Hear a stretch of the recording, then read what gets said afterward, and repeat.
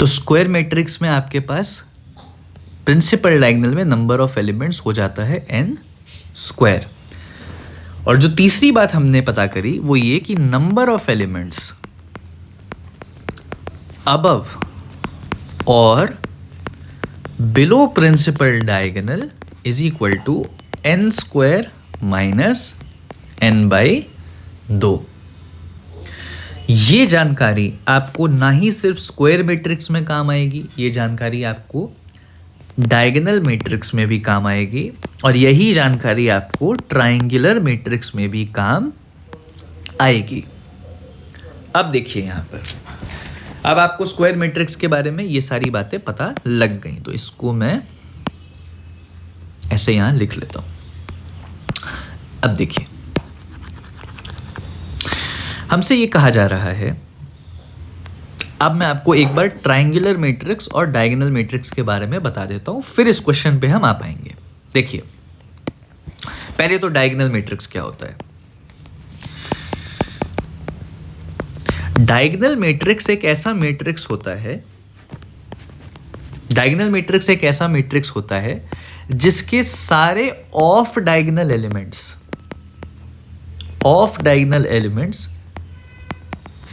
Are equal to 0। तो diagonal matrix एक ऐसा मैट्रिक्स है जिसमें प्रिंसिपल डायगोनल को छोड़ करके बाकी सभी एलिमेंट्स 0 पक्का से होते हैं। मतलब जैसे अगर मैं एक 2 ऑर्डर का आपको डायगोनल मैट्रिक्स दिखाऊं तो ये हो जाएगा 2 0 0 5, यानी प्रिंसिपल डायगोनल के ये एलिमेंट्स हैं और प्रिंसिपल डायगोनल के एलिमेंट्स को छोड़ करके जो भी एलिमेंट्स हैं वो सब 0 के बराबर हो जाएंगे। जैसे अगर मैं एक 3 ऑर्डर का आपको डायगोनल मैट्रिक्स बताऊं, तो जैसे हमारे पास एग्जांपल है, मान लीजिए ये मेरे पास एक 3 ऑर्डर का डायगोनल मैट्रिक्स है। प्रिंसिपल डायगोनल एलिमेंट्स को छोड़ करके जितने भी ऑफ डायगोनल एलिमेंट्स है, ऑफ डायगोनल का मतलब होता है all elements except principal diagonal, इसको हम प्रिंसिपल डायगोनल बोलते हैं, correct. This is my principal diagonal. तो प्रिंसिपल डायगोनल एलिमेंट्स को छोड़ दिया जाए तो उनके अलावा जितने भी एलिमेंट्स हैं वो सब 0 के बराबर होंगे। अच्छा, क्या ये एक डायगोनल मैट्रिक्स का एग्जांपल है? ध्यान से सोच के बताइएगा।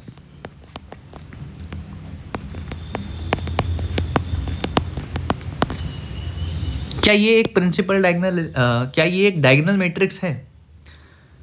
तो ये एक डायगोनल मैट्रिक्स बिल्कुल है। देखिए, हमने देखा यहां पर कि ये हमारा प्रिंसिपल डायगोनल है। हमारी कंडीशन क्या है किसी भी मैट्रिक्स को डायगोनल मैट्रिक्स बुलाने की? हमारी कंडीशन ये है कि सभी off diagonal elements should be equal to 0। तो यहां पे आप देखिए, सभी ऑफ डायगोनल एलिमेंट्स 0 हैं। अब आप कहेंगे लेकिन यहां एक प्रिंसिपल डायगोनल के अंदर भी तो एक एलिमेंट 0 आ गया, उससे कोई प्रॉब्लम नहीं है। हमने डायगोनल मैट्रिक्स की डेफिनेशन में ये रेस्ट्रिक्शन प्रिंसिपल डायगोनल एलिमेंट्स पर नहीं डाली है कि वो 0 हो या नॉन 0 हो। हमारी जो फंडामेंटल डेफिनेशन डायगोनल मैट्रिक्स की है वो रेस्ट्रिक्शन डालती है या कंडीशन इंपोज करती है ऑफ डायगोनल एलिमेंट्स पे कि वो सभी 0 के बराबर होंगे। प्रिंसिपल डायगोनल के अंदर अगर कोई एलिमेंट 0 भी आ गया तो उससे कोई फर्क हमें नहीं पड़ता, it will still remain a diagonal matrix. And obviously diagonal matrix are a type of square matrix. तो डायगोनल मैट्रिक्स का ऑर्डर हमेशा n क्रॉस n ही होगा, it will always be n cross n। जैसे यहाँ पे 2 क्रॉस 2 था, यहाँ 3 क्रॉस 3 था, यहाँ 3 क्रॉस 3 था।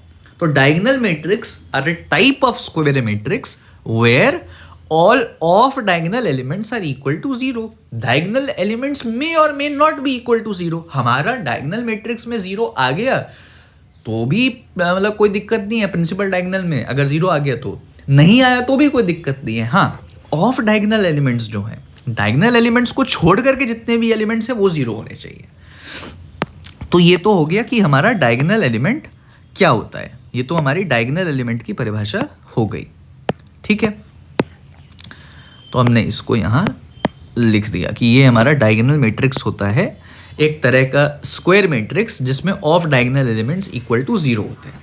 अच्छा, अब देखिए, अब एक मैट्रिक्स होता है जिसको हम कहते हैं ट्रायंगुलर मैट्रिक्स। ट्रायंगुलर मैट्रिक्स हमारे दो तरह के होते हैं, एक होता है हमारा अपर ट्रायंगुलर मैट्रिक्स और एक होता है हमारा लोअर ट्रायंगुलर मैट्रिक्स। अब ध्यान से समझते हैं। अपर ट्रायंगुलर मैट्रिक्स एक ऐसे तरह का मैट्रिक्स है जिसमें प्रिंसिपल डायगोनल से नीचे के सभी एलिमेंट्स आर इक्वल टू 0। और इसी तर्ज पर जो लोअर ट्रायंगुलर मैट्रिक्स की डेफिनेशन है वो मैं आपको बता देता हूं। लोअर ट्रायंगुलर मैट्रिक्स की डेफिनेशन है कि प्रिंसिपल डायगोनल एलिमेंट्स के ऊपर के सभी elements are equal to 0। Example देख लेते हैं, अभी समझ आ जाएगा। जैसे मान लीजिए कि अपर ट्रायंगुलर मैट्रिक्स का मेरे पास एक एग्जाम्पल है। अपर ट्रायंगुलर मैट्रिक्स में मैंने कहा कि प्रिंसिपल डायगोनल से नीचे के सभी एलिमेंट्स आर इक्वल टू 0। तो मतलब कि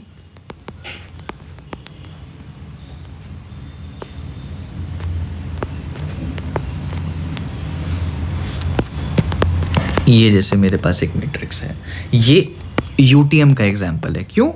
क्योंकि प्रिंसिपल डायगोनल हमारा ये है और इससे नीचे जितने भी एलिमेंट्स हैं वो सब 0 हैं। अच्छा, अगर यहां 0 आ जाए, अगर यहां 0 आ जाए तो is it still UTM? Is it still an upper triangular matrix? Yes, because हमारा रेस्ट्रिक्शन या हमारा fundamental definition of UTM says कि प्रिंसिपल डायगोनल के नीचे के सभी एलिमेंट्स 0 होने चाहिए। वो तो अभी भी फुलफिल हो रहा है भाई। अगर प्रिंसिपल डायगोनल से ऊपर कहीं 0 आ गया या नहीं भी आया तो उस बात से हमारा डेफिनेशन पे तो फर्क नहीं पड़ रहा ना। हमारी डेफिनेशन तो रेस्ट्रिक्शन या कंडीशन इंपोज कर रही है कि भाई प्रिंसिपल डायगोनल के नीचे के सभी एलिमेंट्स 0 होने चाहिए, then it is an upper triangular matrix. Likewise अगर मैं बात करूं लोअर ट्रायंगुलर मैट्रिक्स की, लोअर ट्रायंगुलर मैट्रिक्स की, तो लोअर ट्रायंगुलर मैट्रिक्स का मतलब है प्रिंसिपल डायगोनल के ऊपर के सभी एलिमेंट्स 0 होंगे। ठीक है, मान लेते हैं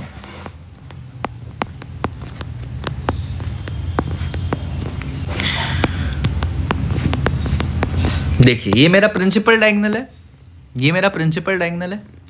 प्रिंसिपल डायगोनल के ऊपर के सभी elements should be equal to 0, तो ये एलटीएम होगा। यहां प्रिंसिपल डायगोनल के अंदर एक एलिमेंट 0 आ गया, लेकिन उससे मुझे कोई प्रॉब्लम नहीं है, उससे मुझे कोई दिक्कत नहीं है। प्रिंसिपल डायगोनल के ऊपर के सभी एलिमेंट्स 0 होने चाहिए, वो फुलफिल अगर हो रहा है तो then it is an LTM. Correct बात है। ये अगर आपको समझ आता है कि डायगोनल मैट्रिक्स किसको बोलते हैं, ट्रायंगुलर मैट्रिक्स किसको बोलते हैं, और स्क्वायर मैट्रिक्स में फंडामेंटली ये 3 बातें अगर आपको पता है कि एक स्क्वायर मैट्रिक्स में टोटल एलिमेंट्स कितने होते हैं, प्रिंसिपल डायगोनल में कितने एलिमेंट्स होते हैं, और प्रिंसिपल डायगोनल से ऊपर या नीचे कितने एलिमेंट्स होते हैं, तो अब आप इस क्वेश्चन को कर सकते हैं। तो देखिए ये जो तीनों बातें मैंने आपको बताई यहाँ पर, ये बहुत बेसिक थी, इसमें कुछ ऐसा नहीं था कि बहुत ही हाई फाई बातें थी कुछ, लेकिन इसी का यूज करके आपसे ये सवाल फ्रेम किया गया है। तो अब उस सवाल पे हम आ जाते हैं। देखिए हमसे क्या कहा जा रहा है, हमसे ये कहा जा रहा है कि L का मतलब क्या है। L का मतलब है maximum number of distinct entries अगर A एक ट्रायंगुलर मैट्रिक्स है। हमें दिया हुआ है कि A एक स्क्वायर मैट्रिक्स है जिसका ऑर्डर n है, और हमसे कहा जा रहा है maximum number of distinct entries हमें बतानी है अगर A एक ट्रायंगुलर मैट्रिक्स है। तो देखिए अगर A एक ट्रायंगुलर मैट्रिक्स है, L में हमें कह रहा है maximum number of distinct entries if A is triangular matrix, maximum number of distinct entries अगर ए एक ट्राइंगुलर मैट्रिक्स है तो ऑफ ऑर्डर एन। देखिए, अगर ए एक ट्राइंगुलर मैट्रिक्स है मतलब या तो वो लोअर ट्राइंगुलर मैट्रिक्स भी हो सकता है या अपर ट्राइंगुलर मैट्रिक्स भी हो सकता है। मैंने मान लिया कि वो लोअर ट्राइंगुलर मैट्रिक्स है, क्योंकि हमें मेंशन नहीं कर रखा है ना कि वो किस तरह का ट्राइंगुलर मैट्रिक्स है, तो हम एलटीएम मान लेते हैं कि ए एक एलटीएम है, लोअर ट्राइंगुलर मैट्रिक्स है ऑर्डर एन का। तो मैंने बनाया एक n क्रॉस n का मैंने ट्राइंगुलर मैट्रिक्स बनाया, क्योंकि ट्राइंगुलर मैट्रिक्स भी तो एक सब टाइप ऑफ स्क्वायर मैट्रिक्स ही होता है।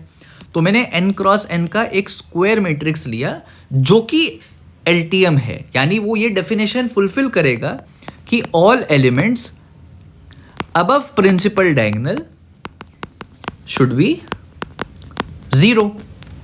अच्छा, अब n ऑर्डर के स्क्वायर मैट्रिक्स के बारे में आपको एक बात पता है कि प्रिंसिपल डायगोनल में n एलिमेंट्स होते हैं। प्रिंसिपल डायगोनल से नीचे n square minus n by 2 elements होते हैं और प्रिंसिपल डायगोनल से ऊपर n square minus n by 2 elements होते हैं। अब क्योंकि ये लोअर ट्राइंगुलर मैट्रिक्स है, यानी इसके प्रिंसिपल डायगोनल के ऊपर के सभी एलिमेंट्स इक्वल टू 0 होंगे। मतलब ये जो सारे एलिमेंट्स हैं ना, they are all equal to 0, they are all equal to 0। अब हमसे पूछा जा रहा है L का मतलब यहां दिया हुआ है maximum number of distinct entries. मतलब आप बताइए, ये आपका एक एलटीएम है दिया हुआ आपको, इसमें maximum number of distinct elements कितने होंगे? तो maximum number of distinct elements तब होंगे जब इस एलटीएम में यहां जितने भी एलिमेंट्स लिखे हुए हों वो सब अलग हो। मतलब कोई ऐसा सिनेरियो नहीं होना चाहिए। देखिए, मान लीजिए ये, देखिए मान लीजिए ये 3x3 ऑर्डर का मेरा एलटीएम है, एक लोअर ट्राइंगुलर मैट्रिक्स है।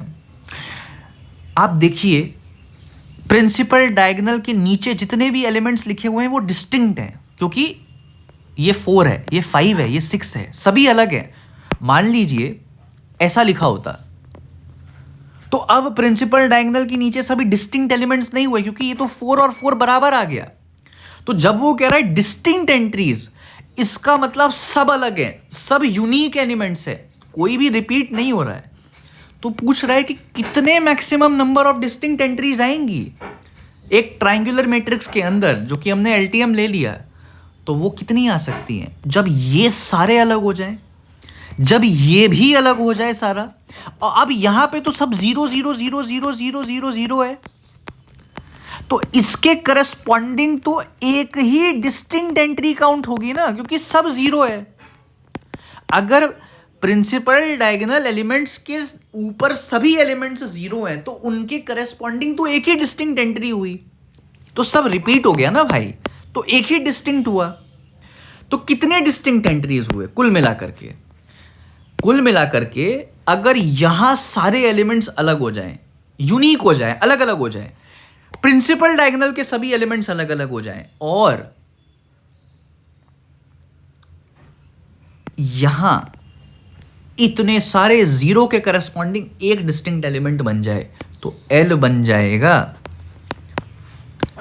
n square minus n by 2 plus n plus 1।